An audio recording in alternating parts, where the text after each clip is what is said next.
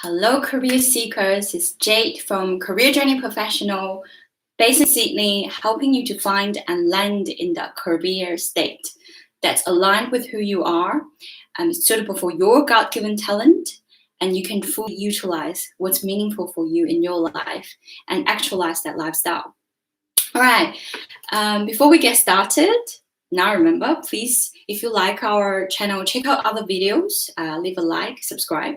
We do have a Chinese channel called Career Journey Pro with Chinese at the end, and you can go and check it out. And also, before end of January, the Career Starter Kit free course with the 5 secrets to land in your dream career, it's still free. From February, it will be there will be a small charge, so fully utilize that. The link is down below. And if you need support with your career, you're so welcome to book a one-on-one career chat with me, obligation free.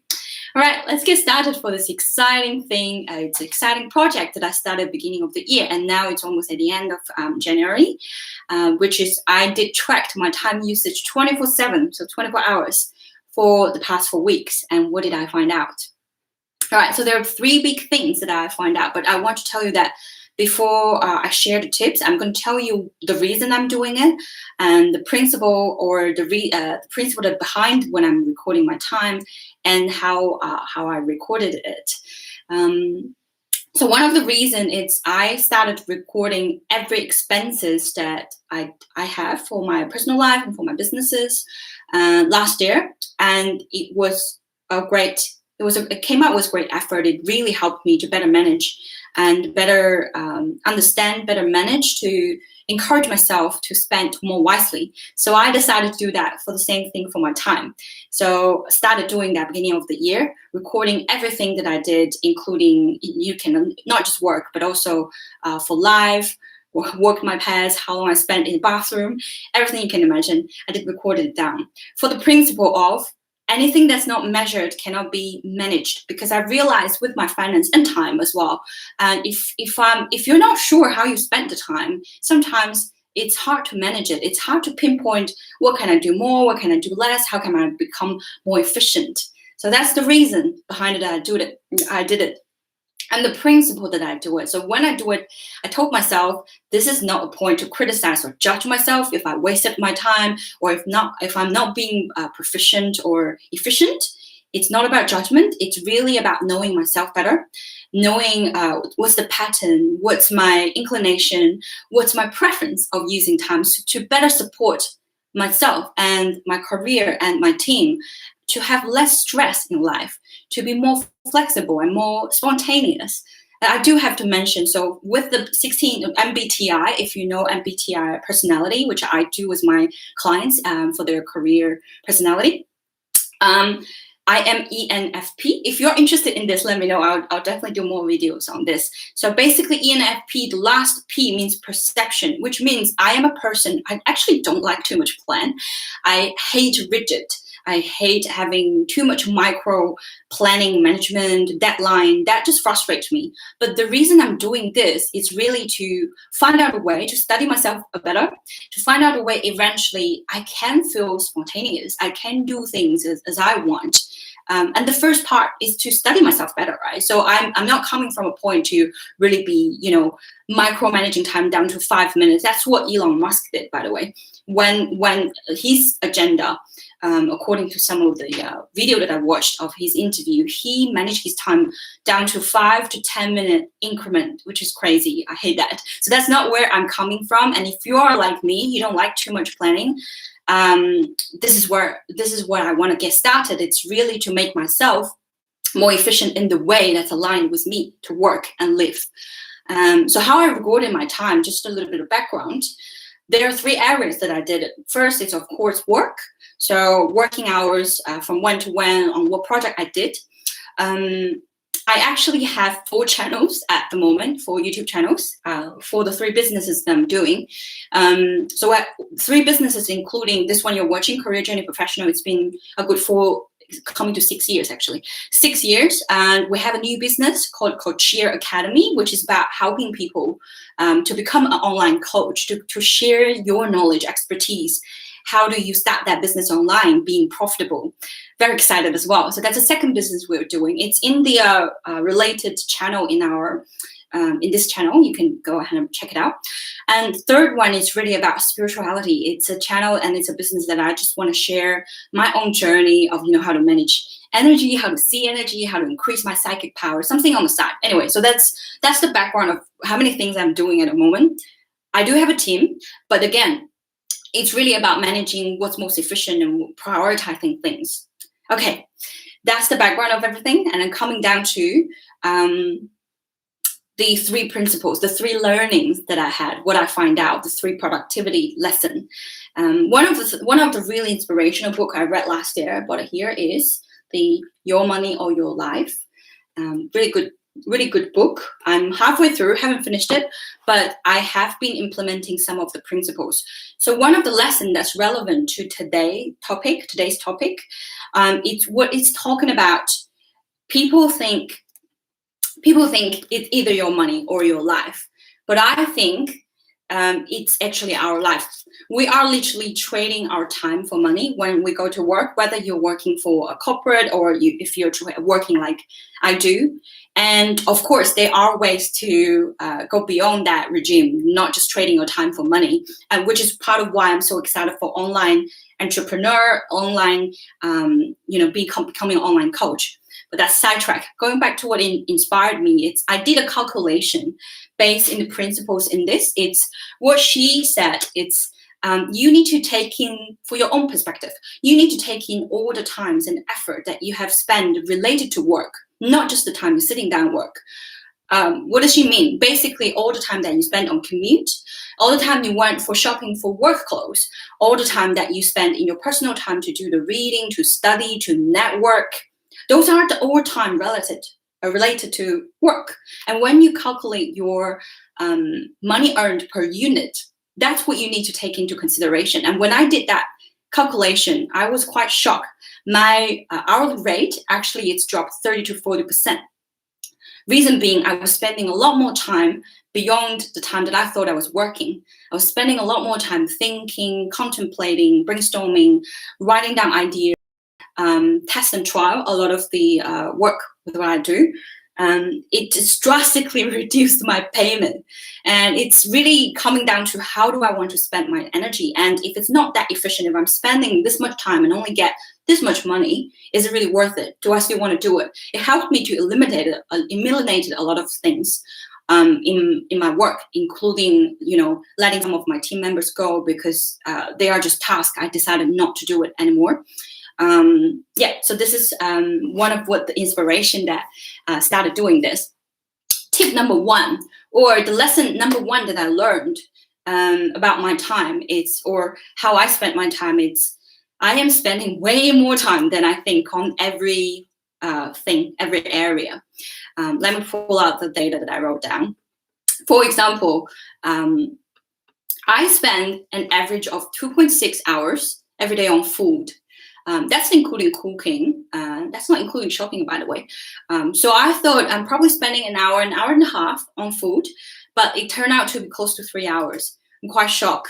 Of course, I am just an example. In this video, I actually did a little bit of research. That's a very common phenomenon. People are way too optimistic about their time and efficiency because we are imagining this perfect scenario where there's no traffic, where there's no accident, where there's no time that you don't feel good. You're not feeling well and couldn't do certain things. And there's a name for this phenomenon called time fallacy. Basically means we are too optimistic, or we think we have a higher efficiency, or we use much less time than we considered. And this is reflected in every area in my life, including work as well. I have to deduct all the time that we do, all the meetings with team member and back and forth communication. Sometimes I thought I send out this task to you, should be done in half an hour. They are actually back and forth communication, could take up to an hour and a half, 2 hours. So this is really bringing me back to the reality and really just realistically looking how much time it actually took me to do certain things. Like previously, I would spend 3 hours on creating a video, from drafting the idea, eventually doing it. It actually takes 4 to 5 hours. So that really helped me to readjust my planning of time, or given that flexibility of time, so that I'm not too stressed, so that I don't feel like I didn't finish all the things that I set out to do, so that I don't have too much to-do list. So that's a really big learning. And if you are interested, if it's inspirational, I do suggest you to really track your time. It doesn't have to be 4 weeks. I think 1 or 2 weeks is enough if you can track your time. The application that I use for tracking time, of course, there are time recording applications. I think there's a thing called time blocking that you can use that. I just use my notes. And the notes application that I use is called Journey. The reason I use it is because it can be synced onto multiple devices. I have Android phone, which is for work, and I have a Apple phone for myself, and I have Mac computer. So that's a really good way, but you can do it however you want to do it. It should be the easiest way for you to record time. It's going to be fun, I promise. So that's lesson number 1. Don't overestimate. So I have to readjust my planning and my calendar a lot to reduce a lot of the unnecessary stuff or non-important stuff. Lesson number 2 is what I call it powerful 10 minutes. Right? This is related to one of the time management technique that's really powerful, that's been used by Elon Musk, by Bill Gates. I actually made 2 previous videos on time management before. I'll probably ask my assistant to add it in a card in this current video because I'm doing a live. Go and have a look. I mentioned that it's called, it can be called time blocking, or it can be called time boxing. It's very simple. Basically, you are just blocking your time down to a certain increment, and then you only do those tasks in that particular time that you blocked out, so that you can really move on to different things, a variety of things, and the prioritized important things in your life. So I've been using this method for the past few years. It's been really good. But what I learned from this time recording, I am now more happy with reducing the time increment down to smaller units, especially for things that's a bit more casual. For things like doing a bit more exercise, doing a bit more stretching, doing a bit more brainstorming, or writing down ideas for work. So this is not just for personal life, but it's also for work. 2 examples I'll give. We're all working from home nowadays. Like going to gym, it's not that convenient as before. I have to make a booking nowadays, even for swimming. Anyway, so if I want to exercise, I'll probably do a 10-minute morning yoga rather than a 30-minute workout, which, by the way, from my lesson number 1, a 30-minute workout could possibly take 1 hour, meaning I have to get changed, I have to walk to the gym, exercise half an hour, and walk back. And that's an hour spent. So learning from lesson number 1. So increments of 10 minutes morning yoga, and in the lunchtime, probably 10 minutes Zumba. Really fun. And then in the evening, 10 minutes stretch. So in total, I still did 30 minutes. It's just much more easy and pleasant, and it's achievable in the end. So that's an example for life. And for work as well, it's on the side of my own business. I also do trading because that's my background, finance. So I trade stock options, but I don't really have the time to, be on the market, watch the stock markets all the time. But I still need to check once or twice here or there of how the market is going. So a 10-minute or 15-minute increment in the morning and in the afternoon, it's much more easier for me to add into between meetings or, in lunch break. So it's been very powerful for me. And I can actually achieve a lot more with this 10 minutes. For example, reading. Like if I schedule 2-hour reading, which I used to do, I never sat down to do it. It sounds so big and it sounds so time consuming, and it doesn't motivate me. But if I schedule a 10-minute reading every day, even if it's just 1 page, even if it's just 1 paragraph, I'm still progressing. And I love that. It's been really working for me. Another thing is, using this method, I actually helped trick my brain to start doing things that I previously would procrastinate For example, reading, for example, a lot of the difficult tasks, because my brain would just think it's easy, like it's just 10 minutes, and 10 minutes done, I can just go on to do other stuff. But I'm telling you that actually I always overgo 10 minutes. I can do 15, 20, depends on the flexibility, of course. And that is another thing, that you do need to make your schedule a bit flexible. So it's been helping me to really tackle some of the difficult things, or things that I have been procrastinating, but I really need to get onto it. Great. So that's lesson number 2. And lesson number 3, it's a term that I back in Cambridge when I was studying, there's a slogan called "Play hard, work hard." It's quite well known. I'm sure a lot of people heard of it, but I actually struggle with it. For the unplanned free time, it has very low efficiency, has very low focus, and very unhappy in a way that you probably have experienced this as well. After work, I was still thinking about work. Yes, it's my personal life, personal time, but I'm still thinking about it. And here and there, I still jump on to reply some urgent emails. And then it ruined my free life. It ruined my free time. It's not a holiday anymore, or it's not my evening of unwinding anymore. So I realized that. And for the purpose of really can play hard and work hard, it really helped me to better schedule my free time, to having a stronger boundary. Now, this goes back to one of the learning I find out is I actually have difficulty to sleep due to I have a very hyperactive brain after work. My brain is still very switched on, very stimulated. And so it takes me 3 to 4 hours to wind down. It's actually 4.4 from my record. I'm quite shocked, but I respect my body, and that's partially because why I work quite efficient as well, according to past track record. Anyway, so it takes me 3 to 4 hours to wind down, and that tells me that if I want to sleep at 12 a.m., I need to stop working from 8 o'clock. And that really helped me to make that boundary strict, because if I just reply one email at 9 or 10, and I'm gonna stay up late until 1 or 2, and that's just what has been the fact told me. It's just a pattern, and what I learned about myself, and I respect that. Not saying that I don't work at night, evening, but I've been very selective, and I'm very cautious and mindful when I do these things nowadays. And everything is a choice. I choose to work, even though no matter how urgent it is, especially it's my own business. And I realized I've been having a lot more recharged rest, having better rest, sleep at night, and definitely better efficiency, better work, mood as well. Feeling much more happy at work as well. Just more willing to work as well. So how to better schedule your free time? It's my lesson 3. Another thing I want to share with you guys, just a little breakdown. 24 hours a day for me. From my record and monitor, I need about 8 hours sleep.